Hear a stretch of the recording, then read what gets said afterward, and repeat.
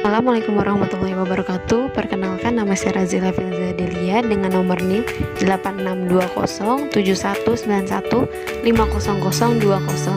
Kali ini saya akan memaparkan tentang implementasi pembelajaran terpadu pada anak usia dini. Implementasi pembelajaran terpadu.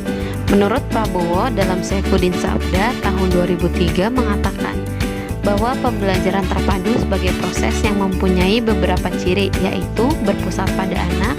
Proses pembelajaran mengutamakan pemberian pengalaman langsung kepada anak. Karakteristik perkembangan anak memberikan implikasi bagi para pendidik dalam mengorganisasikan kurikulum atau program pendidikan yang pada gilirannya akan memberikan implikasi untuk merencanakan, melaksanakan, dan mengevaluasi program pendidikan yang tepat. Menurut Aisyah, pada tahun 2008, pembelajaran terpadu adalah pendekatan yang digunakan dalam kegiatan belajar mengajar dengan mengintegrasikan kegiatan yang mewakili semua bidang kurikulum atau bidang-bidang pengembangan yang meliputi 6 aspek. Semua bidang pengembangan yang ada dijabarkan ke dalam kegiatan-kegiatan belajar yang berpusat pada suatu tema.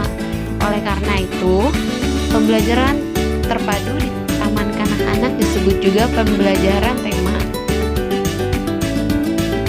Karakteristik pembelajaran terpadu anak usia dini. Menurut Hendrik dalam buku Aisyah tahun 2008 mengemukakan bahwa pembelajaran melalui tema membantu anak mengembangkan semua pemikirannya secara langsung dalam proses belajar mereka. Karakteristik pembelajaran terpadu sebagai berikut. 1. Menyediakan pengalaman langsung tentang objek-objek nyata bagi anak.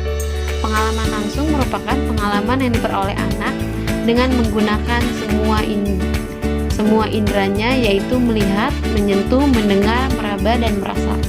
Yang kedua, menciptakan kegiatan sehingga anak menggunakan semua pemikirannya.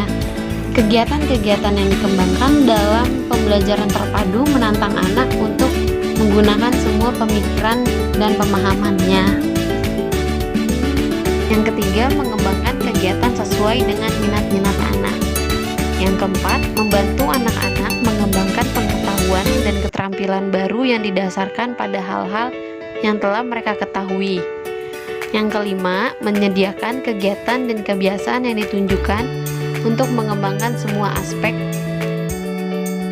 Berikutnya, prinsip dan manfaat pembelajaran terpadu anak usia dini. Yang pertama ada tema, dan pembelajaran terpadu harus sesuai dengan usia. Yang kedua, pembelajaran terpadu harus berkaitan langsung dengan pengalaman nyata anak. Yang ketiga, setiap tema dalam pembelajaran terpadu harus menyajikan konsep yang dapat diselidiki oleh anak. Yang keempat, setiap tema dalam pembelajaran harus didukung oleh suatu pengetahuan yang telah diteliti secara cermat. Yang kelima, pembelajaran terpadu harus mengintegrasikan isi dan proses belajar.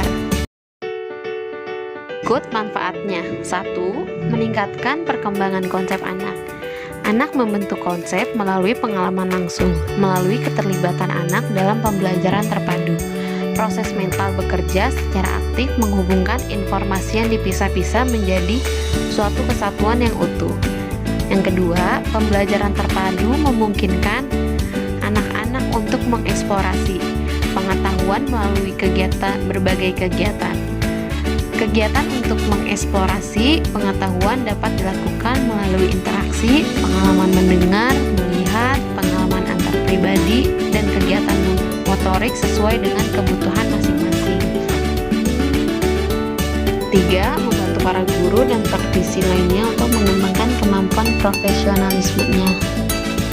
Yang keempat, pembelajaran terpadu dapat dilaksanakan pada jenjang program yang berbeda untuk semua tingkatan usia dan untuk anak-anak yang mempunyai kebutuhan yang berbeda.